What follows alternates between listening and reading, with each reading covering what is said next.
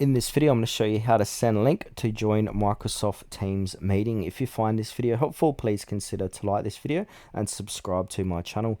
In saying that, let's just jump straight into the video. Okay, so the best way to do this is to open up Microsoft Teams. So type in Microsoft Teams. Here it is here under apps. Now, once you've got this open, I'm just going to drag this across to this screen. I'm going to make it a bit larger to easier to see. Now we want to go ahead and click onto Meet. And now for this, I'm going to go ahead and click on Create a Meeting Link. Here it is here, Meeting with Tutorial Wiz, created just now.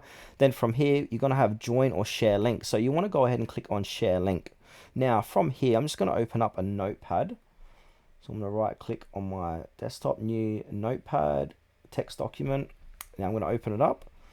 Now if I go ahead and paste in that link here, so this is the link, so that's my link for people.